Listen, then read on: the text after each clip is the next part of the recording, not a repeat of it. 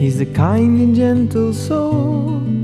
His heart is never cold, so peaceful and poetic, with a message true and bold. He's never seeking praise, so silent and so grave, and his transcendental love is the magic in his ways. And when I see his love, I know I've got a long, long way to go. When will I taste the love that he is feeling inside?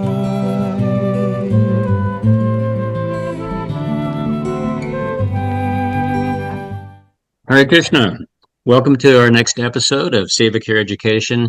We're really excited about our program today. We have with us Janaki Prabhu, who is going to be speaking on the topic of forgiveness. The title of our program today is Forgiveness on the Bhakti Path, and covers such topics as the role of forgiveness, what is forgiveness according to scriptures, what it is, what it isn't, what are some of the practices and benefits of forgiveness, and healthy boundaries around forgiveness. So I think this is a very, very pertinent topic and something that we all have a lot of interest in. Tell you a little bit about our presenter today. Janaki Devi Dasi joined the St. Louis ISKCON Temple in 1981. She was involved in many services, including teaching Sunday school, the Child Protection Team, and she was on the North American Child Protection Office as a board member. In 2001, she returned to the University of North Carolina in Chapel Hill, and she completed her education with a Bachelor's of Arts degree in psychology and her master's degree in social work in 2009. Since then, she's worked as a licensed clinical social worker and addiction specialist. She is a certified trauma professional and a trainer for the right use of power, which promotes ethical leadership. So you can see she's a very, very qualified devotee. I think that we're very happy and very privileged to have her working with us, working with devotees, and particularly giving our talk today. So she'll be doing a PowerPoint presentation and speaking for a while. If you have an absolutely burning question or need a clarification, go ahead. Otherwise, we'll wait till the end and take questions. Okay, so Janaki Prabhu. All right, thank you. Hare Krishna. Welcome to everyone who's joining us. I feel very grateful to have this opportunity to serve the Vaishnavas by bringing up this topic. And I'm looking forward to having a dialogue as we get through some of the material today. So forgiveness is something that personally for me was a little challenging to adopt, because in my family of origin, that wasn't an easy practice for them. They came from very much holding on to things for years and years over minor trivial kind of situations. And so one of the things is that we don't, if we don't learn that from others, how to forgive, especially from our family of origins, it can be a little challenging. But that also became a little bit of a blessing, because I had to study it a little bit more to understand it and to put it into practice. So that's where I'm starting from, is just having been challenged by this topic myself to try to explore it in more in detail. And so, as Tamohara mentioned, some of the topics we're going to start with is just like, our scriptural foundations, how forgiveness is a part and a component of our bhakti practice, looking at some things about what it is and what it isn't, and then a few practices. So like if I choose to take up this forgiveness practice, and maybe it's been challenging for you, to try to start with understanding the components of it so that we can break it down and allow ourselves to get the benefits of it. So then the benefits of it, and then just what are some of our healthy boundaries around forgiveness and dealing with it. So move on. Oops.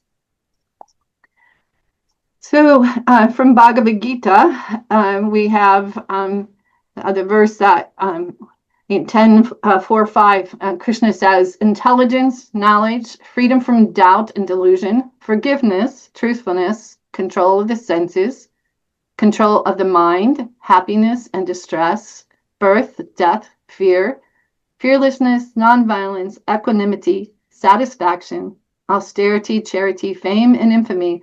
All these various qualities of living beings are created by me alone. So this concept, all these concepts that he's mentioning, including forgiveness, they're all created by Krishna.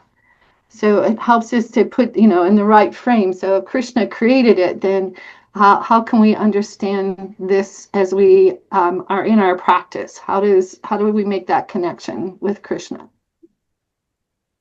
Another from the Bhagavatam 9:15-40, we get the duty of a Brahmana is to culture the quality of forgiveness, which is illuminating like the sun. The Supreme Personality of Godhead Hare is pleased with those who are forgiving.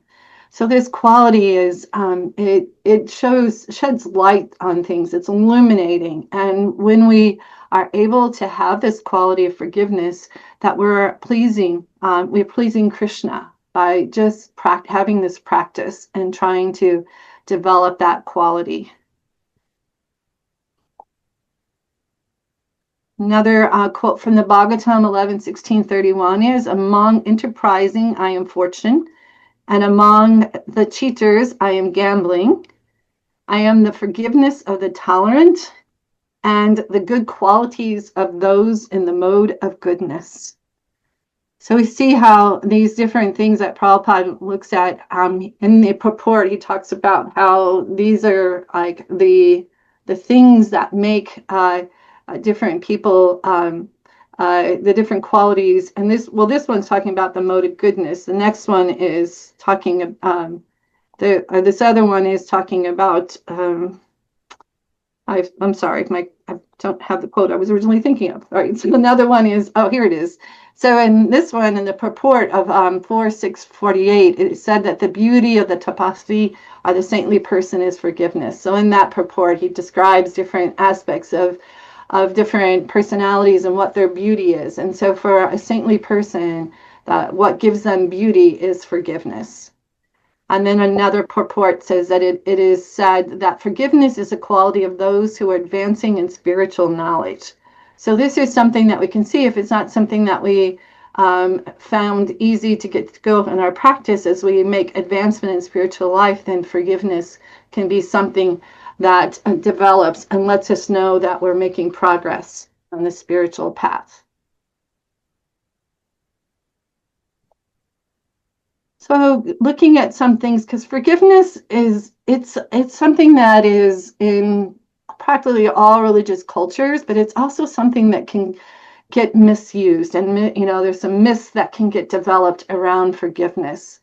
So wanting to look at like distinguishing what it really is and what it isn't. So forgiveness is this process of letting go of resentment and anger and hostility, even when you're feeling justified for having those feelings. So it's not that we aren't touching in. In fact, it's really important to touch into what's the impact of something that's happened, and it's also important to allow ourselves to experience those emotions. We don't want to be shoving it down, but we want to let go of the resentment and any of that comes on. So that's a process. So when we're talking about practices of forgiveness, it includes being able to acknowledge what's going on for us and to not be shoving it down, but to be processing feelings. And what it's not condoning, approving of, or excusing what happened. So we don't want to confuse it with, well, if I forgive them, that's like saying that it's okay what they did. It's not. That's a separate thing. We're not saying that what happened was okay. What we're saying is that I'm willing to let go of how I'm feeling in response to this. It doesn't mean that action doesn't need to be taken for those that have caused the harm. It's not saying that we think it's okay that it happened. So that's a distinction that can sometimes get people confused about wanting to forgive if they think it means that they're condoning what had happened. Another one is, being able to recognize that this wrongdoer is a human and treating them respectively despite their actions. So distinguishing between the person who's caused the behavior that's causing harm and the harm itself. So keeping ourselves still being able to see them as holistic and as a person, and they're going through their challenges too, which can be very hard in this process, especially when the harm is really significant. And when it's not forgetting you were wronged or pretending like it didn't happen. So again, it's like we don't want to like rush into this whole thing of just pushing past it. There's a part of what we call spiritual bypassing, when we too quickly go through this process. We need to still stay clear in the facts of the situation and understand what's going on. So, another one is it's a chance to amend a relationship if you choose to do so. So it's an opportunity to go deeper into a relationship, allow for things to be able to clarify a relationship, set new boundaries, resume things, but it's not an agreement that you're going to continue the relationship as it was. Where it doesn't mean like, I forgive you, therefore we can continue on in the same way that we have done. So it can mean that you resume the relationship, it can modify the relationship, or it can be a choice to end the relationship. There's it just it's not meaning that because I forgive someone now all is the same and I go back to having the relationship. It's allowing us to make a choice. And so that's a personal thing on each kind of situation, where you would want to consider whether or not this person is able to change their behaviors or not change the behaviors. And so there's be a lot of different components that might be involved in that aspect of forgiveness and what that means about the relationship itself. And this can be something, forgiveness can happen whether the person, they kind of already left the planet, left their body. We can still do this forgiveness practice for ourselves. It's not contingent on it being something, and we can even do it without them even knowing we're doing it, and there's still benefit to it. So it doesn't equal that we have to have a relationship that return to a relationship that was existing before we forgave. And mostly when you know you've forgiven, there's a shift in your mind and your heart. And sometimes this happens quickly, and sometimes it takes a little bit of time for us to come to the place where we can understand what's going on for ourselves. But it's not something that we're just doing intellectually. It's not robotic. It's not something where I just say the words, I forgive.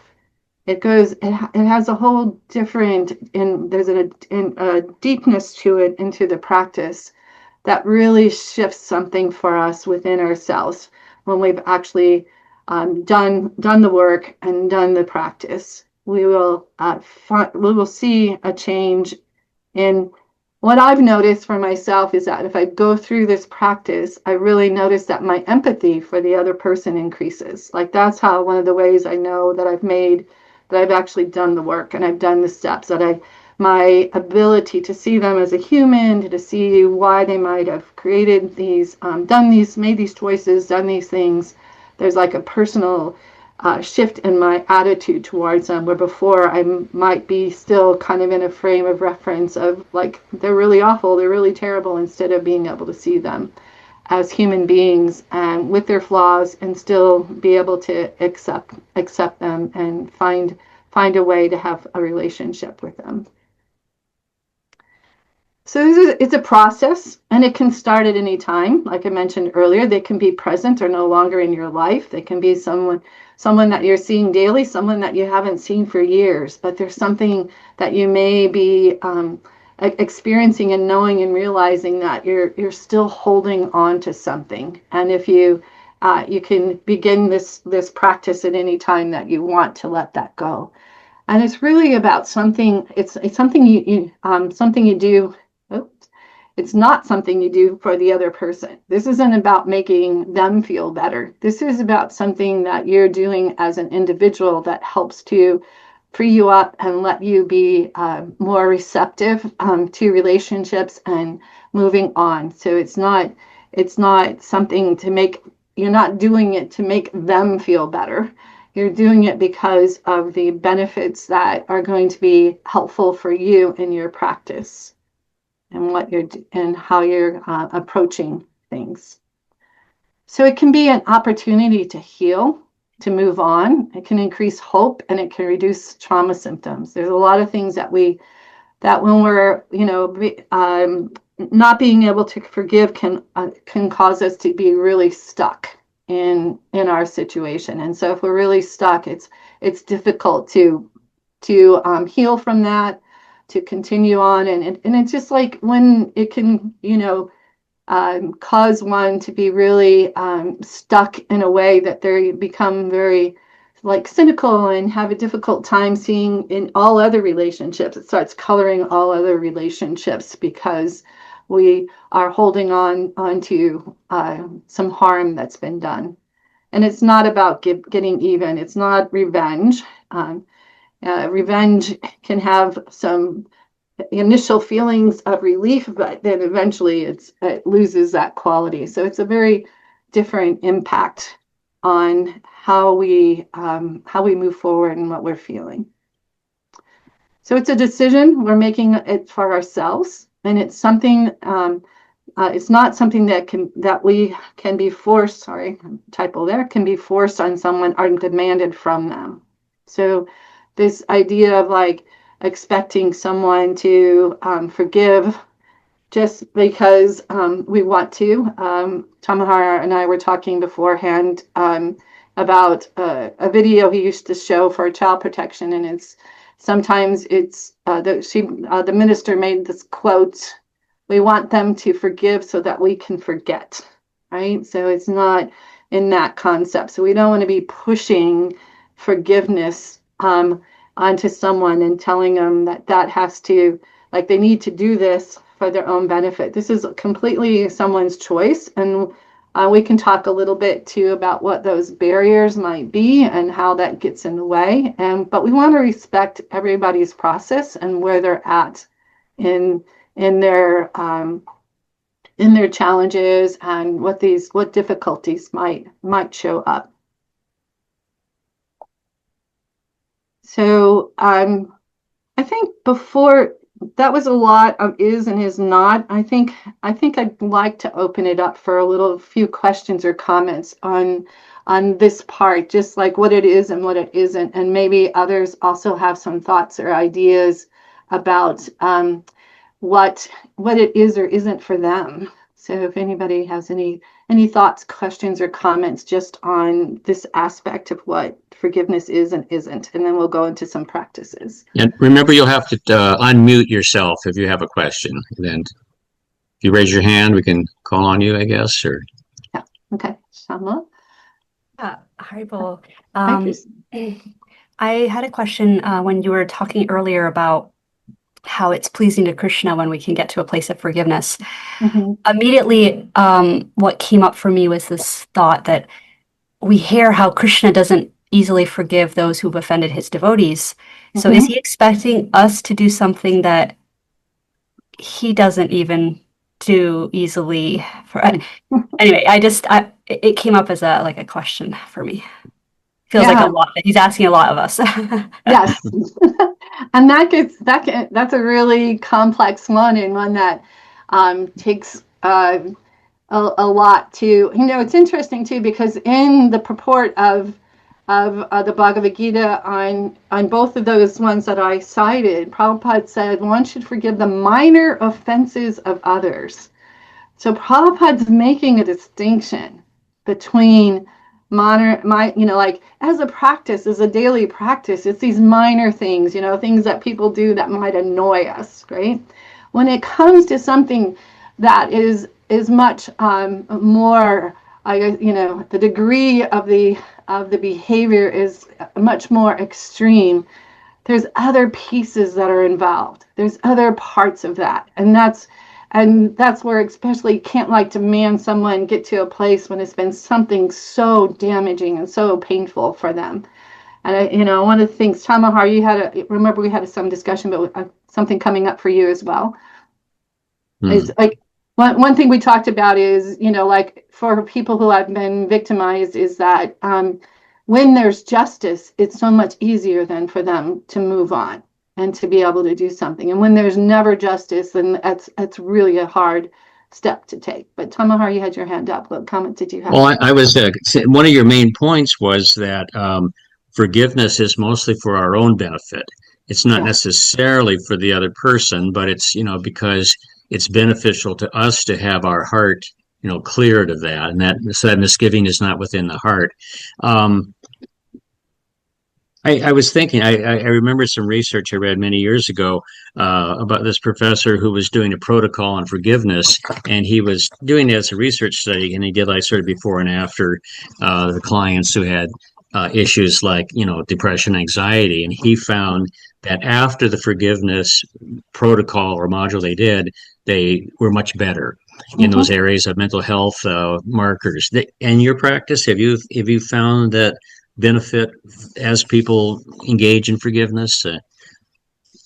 I'm really careful about bringing it up with people because it's such a triggering word for a lot of people. So I like to do some work and have them move forward in a more gentle way. But I do find that if they can come to that space, it does relieve some of their trauma symptoms when they get there. But it can be really a triggering word, especially those that have been involved in different religious practices where it's forced on them. It can just like, as soon as you say forgiveness, they're like, whoop, I'm out of the room. I'm not going to hear anymore. So it's like, so there has to be a certain you think there has to be a certain readiness on the part of the person? Yeah. Okay. And it never imposed by anyone. It's like, it's usually connected to their trauma. And so we want to make sure that we're not re-traumatizing them by forcing them to do something that's not appropriate for them. Right. Okay, we've got a hand, Sukada. Yeah. Oh, you're muted. You have to unmute. Who we have? Sukavaha or Sukada? Sukada. Yes. I mean, Sukada's there. Because I'm the parent of a second generation, and all his friends, of course, are all second generation. So there's so much trauma, but not so much with my son, but definitely some. And so I'm thinking, like, to forgive some of the heinous atrocities that went on is so difficult, that maybe understanding that that's not the real person, right? In other words, we all have our spiritual selves and our material selves that so much cover our spiritual body, and that understanding that may help with letting it go more, because it's hard to forgive a monster. But when and there's so much research also that shows that, people who are abusers, so often they were abused themselves, physically or sexually, or anyway, I just wanted to throw in that comment. Yeah, I think as we'll talk about some of the stages of going through. So the first one is like being able to honor and respect and know what that impact is, and allow us to have that emotion to show up. So I find that if we can sit with their pain and allow them and validate their experience, like anybody who's gone through anything, whether in the movement or outside of the movement, often we're shutting down that step. And if we can give someone space to experience that without judgment, and not be saying, oh, you're offensive for being so angry at that person, but allow them to have those emotions. I find in my practice that when we can honor the stage, then they can let that go. And so it's when we rush that, when we have an expectation that they need to move through that more quickly. When I was working at a residential program for women with addiction, and most of them all had trauma, we had a practice that we did with in the family work, whereas the first step was the parents wrote a letter to their daughter that the daughter shared in a group of her peers about the impacts that their mental health or their addiction had on them. And so then we would process that. And then the next time they met with just a phone call, and the parents were taught active listening skills. And so then the daughter would say, when this happened, this is how this is what it felt like to me. And even if the parents didn't agree with the same perspective that they had, if they validated them and saying, so what you're saying to me when XYZ happened, you felt this way. They were like, yes. It just released so much, just that process of being heard and feeling validated by what we're doing. And so often we're invalidating people's experience, and it doesn't allow them to let go and to move forward to the next phase of the process. Okay, Madhura Leela, do you have a question? Is that helpful, Sukana? To just Yeah, it was helpful. It's a little hard though when, like, if you feel someone's blaspheming Prabhupada, it's okay to let them just emote that way, and you just kind of sit there and I've had personal experience that allowing that to happen allowed the person to move on. Okay. I've worked with people that it allowed them to be able to let go. And I know that's a hard thing for us to do, but I've seen someone completely transformed by not putting that judgment on them. Right? Okay, thank you. Yeah. I think Shalagram has a question. Shalagram? You gotta unmute. There you go. Yes, Hare Krishna. So again, about the topic of being too quick to forgive, it also, I think, has a reflection on the one who did the abuse on whatever level that might be. Because if one is too quick to forgive, then I think the other person doesn't realize the impact or the effect that he or she has had, on an individual. And sometimes we may be soft-hearted enough to say, well, okay, it's my karma, blah, blah, blah, whatever we might tell ourselves. But if we're too quick to forgive, I don't know that the other person really gets what he or she has done or what kind of offense they've made. Yeah, that can be an issue. Like if we're and pushing a victim to go through forgiveness faster than what it should do sends that message. When organizations expect people to forgive, that it's not beneficial. It actually hurts them. And again, I'm thinking about the video Tamohara that used to show, and it's like even those they were interviewing those that had been finally incarcerated, and they were talking about it, is that their reflection was that religious organizations were too quick to forgive, and they didn't modify their behavior because it wasn't addressed. It's really important. So forgiveness isn't about not taking action and not doing things, right? It's not saying that those things shouldn't be done, because they should be done. It absolutely should be done when it's something that's, if there's a criminal offense, it's not about forgiving and having them not get their consequence. And we think about things like we understand that if somebody commits murder, then the king executes them, that is for the benefit of that person, because otherwise they're going to be, the next life, they're just going to be murdered themselves, right? So it's like, consequences for actions is not a bad thing. It's an important for our society. We have to have proper consequences for inappropriate behavior. Madhuri Alila? Bill. Thank you. I just wanted to clarify one thing you said about asking for forgiveness, that the person doesn't have to be there. They could be deceased. Or if they're even in their body still. So is it done face to face? Is it done by letter, or is it done in the mind? If they're presently on the earth, is it okay just to do it in mind, or is it what's the procedure there? Okay, so you're saying asking forgiveness. I'm on the side of giving forgiveness. Asking forgiveness is a whole nother process. And how, when you've been the one that's caused the harm, then my focus is more on us, on the ones that are on the receiving end and offering forgiveness. So in that process, it would be, if they are present, finding ways to do that. But again, you have to be really delicate and respect where they're at in their process, and being able to handle, like, if they respond and they're very angry, being able not to, to accept that this is a part of their process, and they may be stuck in their anger, and it may not be time for them to be able to move on to the next step.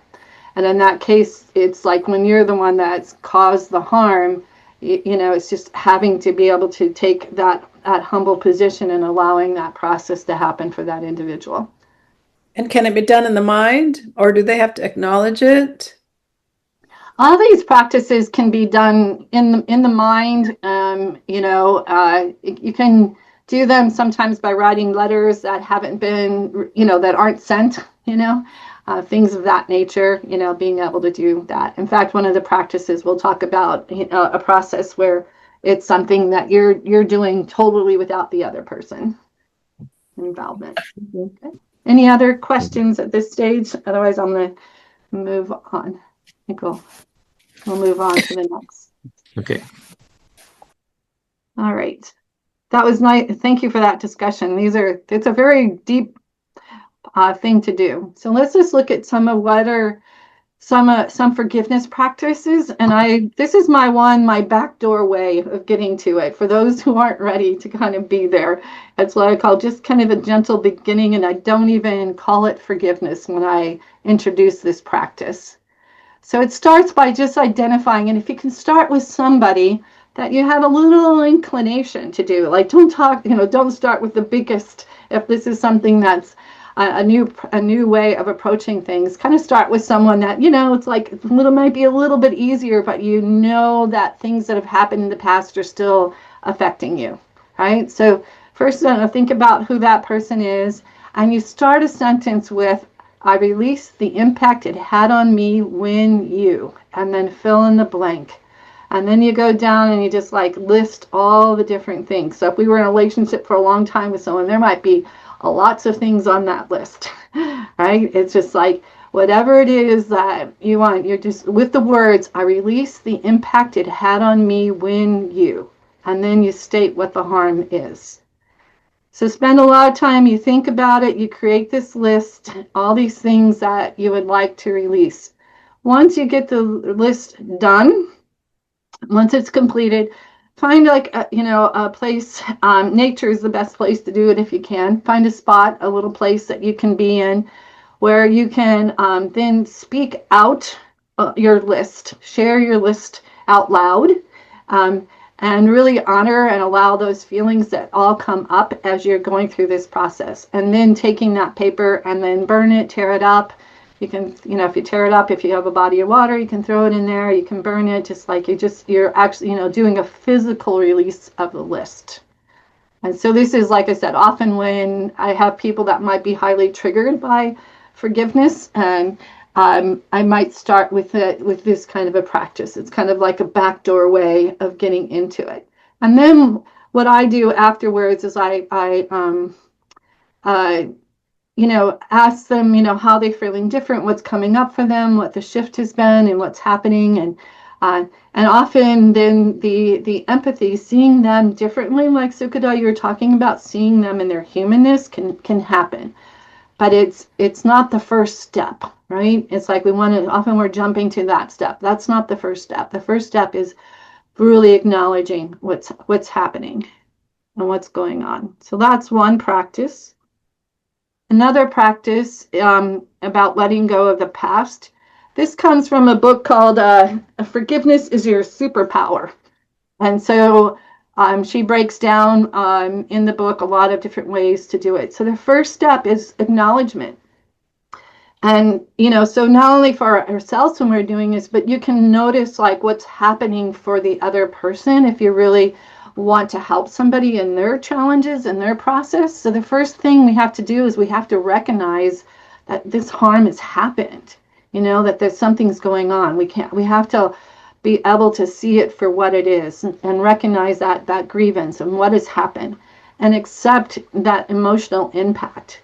Knowing, like, because there's a lot of things that happen to us, it can go on for years, and it's like, oh, that, that was the one thing that just really like pulled the rug out of my self-esteem, or that was the one thing. And it doesn't have to be even a major event. It can be just something that occurred that we now have these core beliefs about ourselves that aren't helpful for us. And so being able to like explore, so like, what is it that happened, recognize that it happened, and accept that it did have an impact on us, that like we're not these like so above everything that somebody can do, something super harmful to us, and then we're just so above it, we just walk on like it's water off the back. Because if it's affecting us, we just need to accept that it did, and be able to honor that need. The next one is going through a stage of understanding, so reflecting on the different perspectives. So from my perspective, this is what I was seeing and what was happening to them, but and empathize with the intention. So maybe their intentions were different than what I thought they were. Maybe they were looking at it in a different way, were trying to teach me a different thing. So just opening up that ability to see things in a different light. And then acceptance, so embrace imperfections, like whatever happened, obviously, especially like if these are things that are happening for our devotees, it's like we all want it to be wonderful all the time, but it's not always.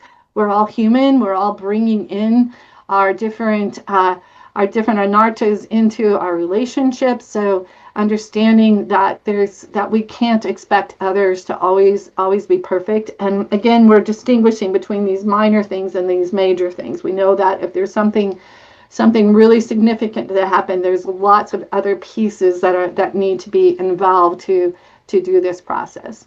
And then release that need for control, like, we can't demand that people behave in certain ways, that we can release this need for perfection in relationships. And then we move on to and then part of that, embracing the imperfections, is like knowing that we have limitations too, and we don't always show up the best way. So it's not only for them, but for ourselves to do. And just, and for the need for control, just let them know that, it's like we can't control everything that happens in the world. Something's happened that I often say, like, when we explore like conflicts between ourselves and others, it's like there's a question asked, is this about me? And then if it is, then what do I need to do? Or is this about them? Or sometimes it's about what's in between. It's like it's something about the combination of what's going on. And it's like, and those things we may not be able to have any control over. And so being able to acknowledge that and just allow that to happen. And the next one is to release. And so that's moving to that, making that conscious decision to forgive, to understand that you're not condoning their action, but it frees you from being resentful. So by allowing us to choose forgiveness, we can let go of resentment. And then then releasing our negative attachments. So being detached from negative emotions. And so that part might, involve like certain spiritual practices, or it might need some therapeutic and interventions to deal with it. But that's the what we're talking about when we move into release. And then, doing something symbolic. We can do something that is a gesture that represents our letting go. So as I was saying in the previous practice, like burning it, tearing it up, doing something with it. So ritual is really good for lots of different things, especially for grief or letting go of and forgiveness. It just allows us to experience it in a different way than just only doing it in the mind, right? Or only doing in one level, but just to have a kind of an imagery practice that allows us to do that. And then for moving forward, then we need to focus on the present. So, it's like and by letting go, it allows us to stay more in the present. It allows us, instead of like being pulled to the past all the time, we can be more present in our relationships moving forward. And that can be one of the benefits and the outcomes. Establish clear boundaries. So this may be like some of the situations that happened. You might need some boundary clarification to go through with a person, because it doesn't mean because you forgive them that they can continue that sort of behavior with you. That's like a boundary. It's like, I forgive you for that, but in the future you no longer can, whatever it is, speak to me in that way. Raise your voice, use violence, whatever. It's like that's a boundary. Like, how do you set a boundary moving forward? And then cultivating what we call positive growth. And so, looking at cultivating your own awareness and learning and resiliency. So putting your focus into moving into a direction of, now that I'm letting this go, how can I move forward and deepen relationships and deepen my experience with my my interactions with others. So those are two practices. So let's take a break here too and just open it up for some questions about these practices. Any thoughts? Sikra?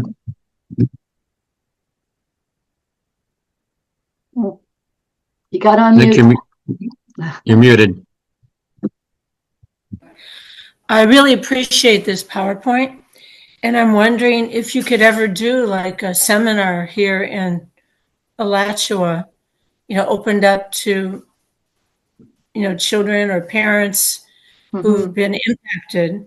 I feel like just going through your seminar and then, allowing questions could be so helpful. Because I find that, like, everybody acts differently to abuse, and I've seen, so I'm wondering if that's part of internalizing abuse. So he has two questions. The first one was, could I ever come and do a seminar? I'd love to do something like that. Having something to do interactive with people in the room would be absolutely something I'd be interested in, open to doing. And you're right that, the second part about people can experience the same situation and respond to it in a variety of ways. People, just because everybody is exposed to one thing, and it's sometimes even somebody witnessing something can experiencing something more strongly than the person that's actually being affected, right? So what is that called? Vicarious trauma. Okay. Right? And that's based on a lot of things. It's based on things like what's our previous experiences, how do we handle things, what do we do, how do we address things. So even and where are we touching in with how it affected us, right?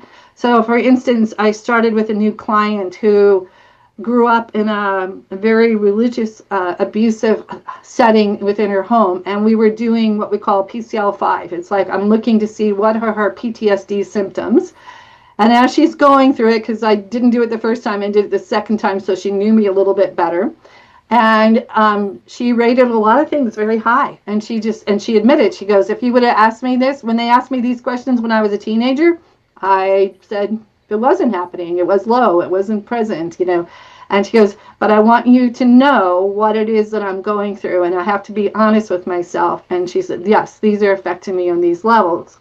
So it's like, it's sometimes we can tuck away things that happen to us and put it in a box, and we don't pull it out again. And until sometimes, almost always, it affects us at some point, and it will get bumped into. Our trauma will get bumped into, and we might have a reaction to it that's very different than we would have expected. And it could be just a small thing, but it just brought up, and it just caused what we call a trigger, which means that it's different.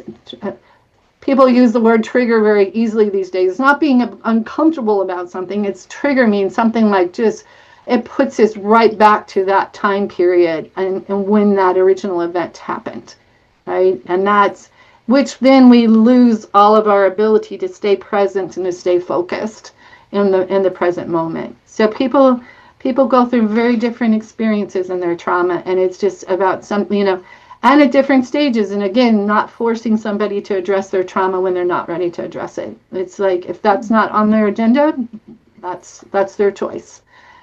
So, yeah. Okay, thank you for questions. Shamala Kishori. Yeah, so I grew up in ISKCON, and some of the trauma that I experienced, well, I guess all of it, because I was a child in ISKCON, all of it was in that context of being in the community and the Gurukul and so on. And I definitely related a lot to what you were saying about finding it difficult to speak up or feeling safe enough to share when there's this idea that you're going to be critical of other devotees. And that really impacted me, especially as a teenager. It really impacted my ability to speak up, and it kind of got bottled up, in my throat, like don't criticize, don't say anything critical.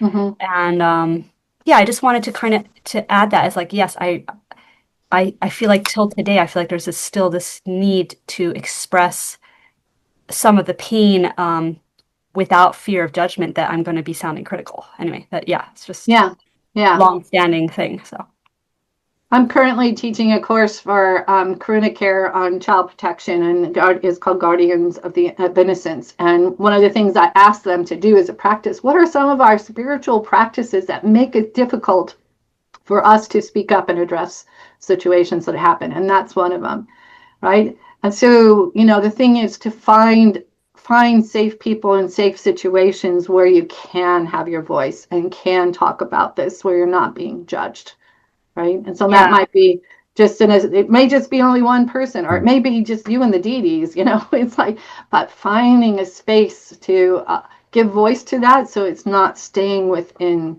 yourself, because it's impacting us when we see harm being done to others, and we can't have a way of being able to address it.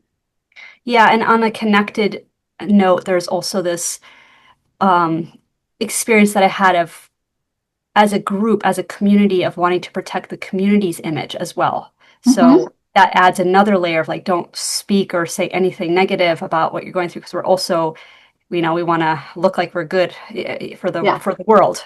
Right. So that adds another layer of silencing. And but it also impedes us to have genuine relationships and to actually grow if we don't address things honestly. Yeah. Thank you for your sharing of your insights. Okay. I have someone else. I don't know what their name is. Tamohara, do you want to address it? Sirit? Oh, yeah. Go ahead. Yes. I kind of, in between what Shamala was saying and Sukada, when someone goes into, I guess, complex trauma or so, and they do tell their story over and over, and wherever I guess there's some to it that there's not feeling heard, but when it's become really toxic, like you feel that just hearing their recitation constantly and the way they're saying it, it's not helping them and not helping you. And how to balance that, basically, kind of how to balance wanting to support and give that space for them to vent on one hand, and then and then not getting kind of like entangled with that toxicity. Yeah. So there's a time and a place for everything, and it's but we if we see that happening, is trying to make sure that those individuals do have a spot and a place to do that, and allow them to have that, instead of not just to be respectful and know that they're that space that they're in is a part of their healing journey, and not to send messages of judgment on it, but just encouraging them to find the right place and the right people to do that. Right. Mm-hmm. Yeah, thank you. Shauna, sorry. I have a follow-up question to that. What contributes to somebody getting stuck and not being able to move through, whereas others can move through? Like, what creates that like holding on to past trauma and inability to let go for some people?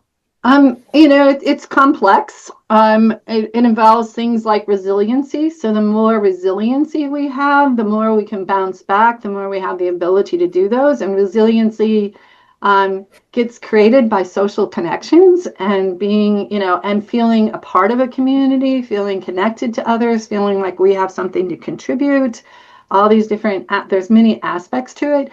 So, it depends on the traumas itself. Like some traumas just inherently cause people to be stuck more than other types of traumas. So, but it's a balance between what actually happened, what our skills are, how we can manage our emotions and our feelings, and what we and our ability to bounce back from things. And sometimes it's like people are bouncing back, and then all of a sudden they hit a wall, right? And it's so it can be like, I use the analogy like a rubber band. You can stretch it and stretch it and stretch it, and at some point it doesn't stretch, it doesn't bounce back anymore. So our nervous systems can get completely depleted. And so when that happens, then it's much harder to do that.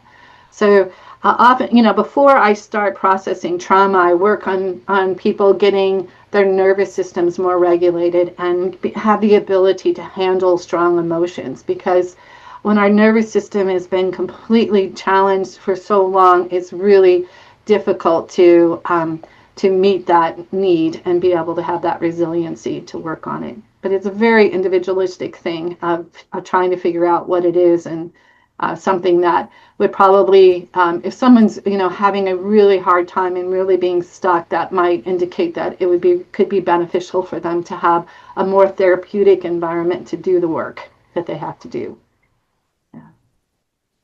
Thank you. All right, Shalagram?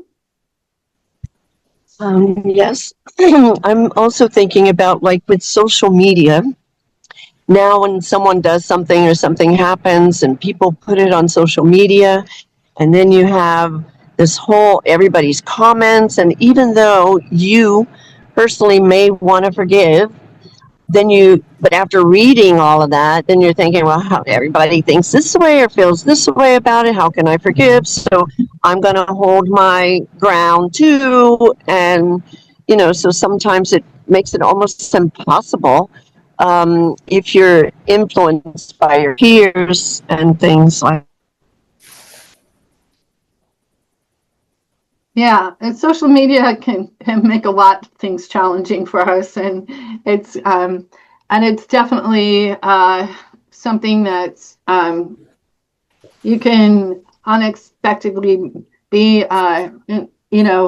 challenged by things that you weren't planning on. I've personally reduced my social media for that reason. I don't want to go there, and I personally don't think it's the place to share those kinds of dialogue. I think those are things that are best done in person than on a social media platform.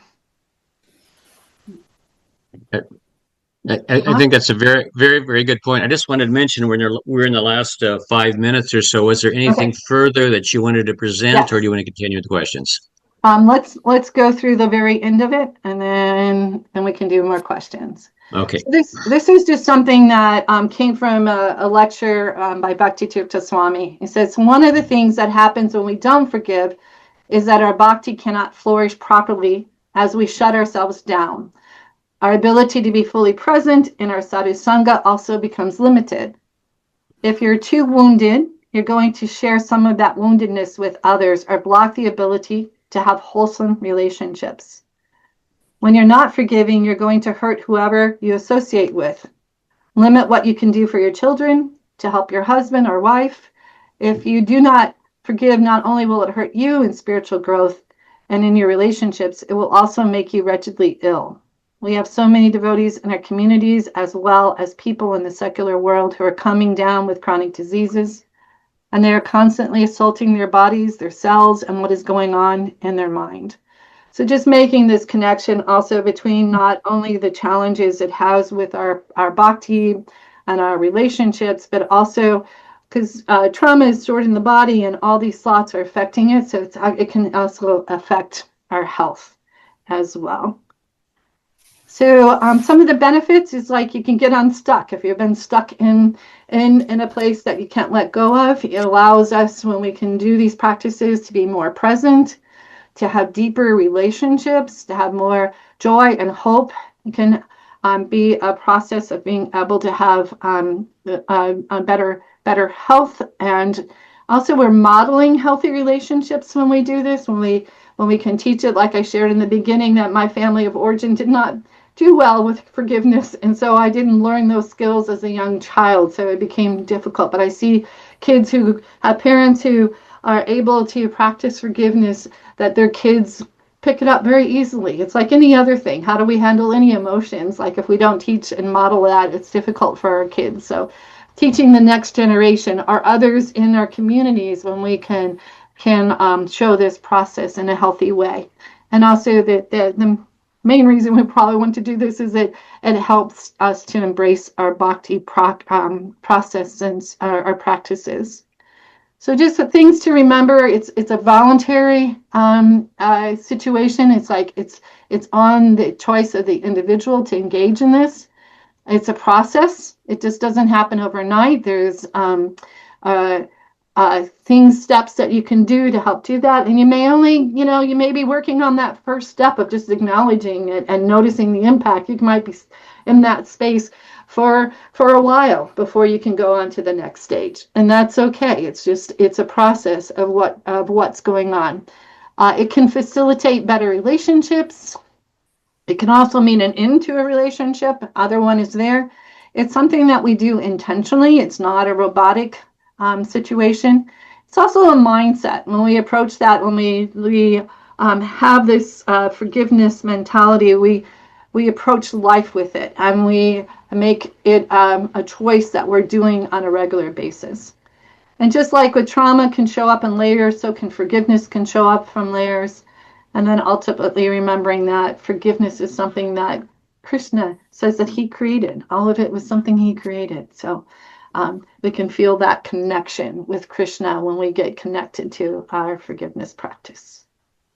Okay. So that's all my slides. So I'll stop sharing there, and then we still have a little bit more time for any reflections or questions that anybody has. Last questions or Shalagram? Well, I guess it's more of a comment. I know for myself, after reading the Bhagavad Gita, it really helped me to put my own trauma in some perspective, that, aham brahmasmi, I'm not this body, I'm not this mind, and so it really did. For me personally, it was almost like, wow, that's like liberating to know. Mm-hmm. Yeah.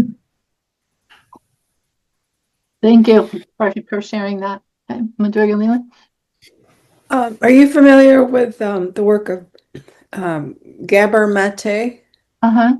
What are your thoughts on that work? I mean, he's well known in the field and working with trauma, and he definitely has a lot of insights. There's some people that disagree with certain parts, and others that do. So it depends on what it is. But I think he brings to the table a nice perspective on trying to understand the impact of trauma on individuals. Nanda? Hello, Hare Krishna. Thank you so much for your nice presentation. I have a question. Somebody else is unmuted, but anyway, that noise is coming from me. Okay. I have a question. If I'm not the person that is suffering from past abuse, but I see it in my friends or colleagues or other people, and I also, what I am judging, I'll admit, seeing, okay, it's time for you to move on, or it's time for you to come to true forgiveness. Are there things that you can give advice to someone like myself to encourage the person, not to force them, not to judge them, but things that can make them think in a different perspective? Or should I just wait till they're ready? Often when they're stuck, they're not feeling like people understand or hear what the problem is. And so in order to move to the next step. So like checking, you know, on yourself, where am I coming from, where I feel like they need to move on. And it's like, what's showing up for me, and being really in touch with our own feelings on that. And you can also just reflect honestly to them too, and depending on the relationships. A lot of this just depends on the relationships, but even saying something along the lines, it's like, you know, I've heard you speak about this particular situation many times, and I noticed that it seems to me that you're feeling really stuck in this, and it may be impacting you in ways that you're not really wanting it to impact you. And I'm wondering, is there anything I can do or say or help, or is there anything that would be useful for you to be able to move on into a different stage of this? Okay, so kind of like acknowledging. Well, is it okay? This is a question. I'm saying it as a statement, but it's a question. So acknowledging that I'm perceiving they're stuck. So, but presenting it in a way so that they might, I don't know, that they might want to consider that and get unstuck, or what? I mean, I don't know. Did I miss your whole point? Sorry. Well, I mean, you know, it's like, but I mean, there's two pieces. Like, are you uncomfortable because that's uncomfortable for you that they haven't moved on? And in that case, that's your own stuff. So deal with your own stuff. Okay. If it's about something when you genuinely feel and you're not uncomfortable with the situation, but you feel and hear their pain, but see that they're stuck and really wish them well. Yes. Then it can be a situation was like, you know, like really acknowledge. I know it's like, I really want to acknowledge that this is really difficult and painful for you, that the situation you went through was really hard, and I hear that's happening to you, and I'm wanting to know, is there something that I can do to help you to address this and work through this? But empowering them to have the choice. It's their choice to deal with it. And quite frankly, some people are quite happy to be stuck, and there's not, you know, it's like, it's not something we can't impose on them if they need to do this. Okay, thank you very kindly, and thank you for the whole presentation. You're welcome. Thank you for joining us. Hare Krishna. Can you recommend that they take a course like yours or somebody else's that are doing it on forgiveness? Yeah, you know, giving some resources is always an option to it. It's, again, it's a process, and where are they at, and being able to accept that, they may not be ready for this step yet, and like I was telling about, like the process that we had the parents do with them, it's like when people feel validated and acknowledged and heard, and there's something that's done about it, they're much easier to be able to engage in a process of forgiveness. And often they want, some action.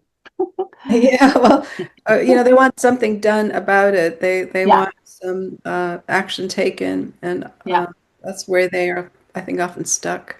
Yeah, because it's really painful when steps aren't taken to address issues. Yeah, it's again the adage that justice often has to precede forgiveness. And when people appreciate that there has been justice in the situation, it's easier. Otherwise, I can see a person always be stuck. Why has this happened? Why isn't there any resolution? Well, how come this person got? Your mind can just continue on that, perseverating, indefinitely. So, I just wanted to say these are some wonderful points. I really enjoyed the presentation, and I could really see do you have like a little bit longer workshops that you do on this for a couple hours or half a day or something, or? No, but that's definitely something I can develop. It's like be happy to develop something. I don't have anything. I think it would be very valuable, as someone else mentioned in our program. I could see that being a really, really valuable to so many devotees and so many people. Yeah. And so I guess we're out of time. I just really want to thank you again. I thought this was really, really informative. You could tell by the questions how much this engages people, and just really thank you. Thank you for being here, and thank you for the work that you're doing, helping. Thank you. Thank you. I'm very excited to be here, and thank you for having me on. And I'm excited about a future program with everyone and doing it in person. I love doing things. Okay. Okay. Thank you all very much. Thank you. Hare Krishna. Seva.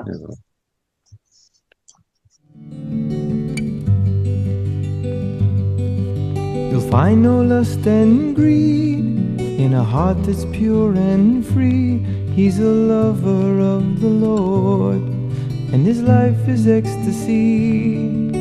He only dies to live, and living tries to give the happiness that's found in the sound of Krishna's name. And when I see his love, I know I've got a long, long way to go. When will I taste the love that he is feeling inside?